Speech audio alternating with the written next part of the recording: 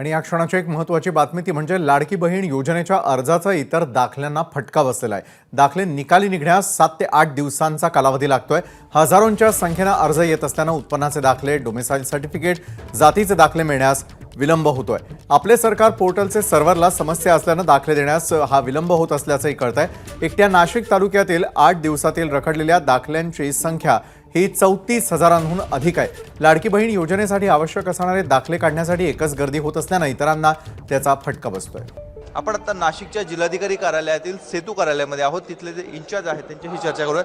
काय नेमकी समस्या आहे ते? सध्याची कंडिशन अशी आहे, लाडकी बहीण योजना जशी सुरू झाली आहे त्यानुसार उत्पन्न दाखले, त्याच्यानंतर डोमोसाईल या सर्व गोष्टींची रिक्वायरमेंट खूप जास्त वाढायला लागली।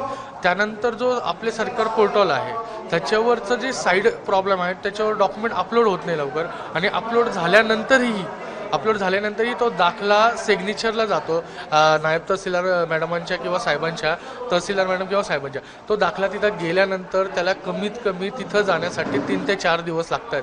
आणि ॲक्च्युली ही आता आपला पब्लिक पोर्टल समजू आपण, पण जेणेकरून जे अधिकाऱ्यांचे जे डेस्क आहेत, अधिकारी म्हणजे ज्या साईडवरून काम करतात दाखले पास करण्याचं, ती साईड खूप जास्त त्रासदायक आहे। त्याच्यात एक दाखला करण्यासाठी त्यांना कमीत कमी 2 ते 3 तास लागतात। आणि पेंडन्सी तर तुम्ही बघितलीच आहे, तुम्हाला आकडेवारी भेटलीच आहे। त्या पेंडन्सीचा आकडेवारी वाढत चालली आहे आणि साईडचा प्रॉब्लेम इतका जास्त आहे की एक दाखला पास करण्यासाठी कमीत कमी अधिकाऱ्यांना पण 1.5 ते 2 तास लागतो। समस्या हेच आहे का यांचे कॉम्प्युटर पूर्णपणे काम करत नाही, त्याच्यामुळं आम्हाला वेळोवेळी एका कामासाठी आम्हाला 10 वेळेस 10 चक्रा मारायला लागतं। कारण त्यांच्याकडनं वेबसाईट चालतच नाही, तर ती त्याच्यातलं माझं तर म्हणणं असं आहे का त्यांनी पर्याय शोधला पाहिजे। जर वेबसाईट चालत नाही, तुम्ही किती दिवसापासून येत आहे? मी जवळजवळ 5-7 दिवस झाले मी येतोय।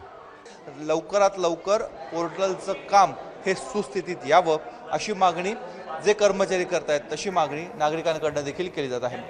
कॅमेरामन मयूर बारगेसह मुकुल कुलकर्णी, एबीपी माझा, नाशिक।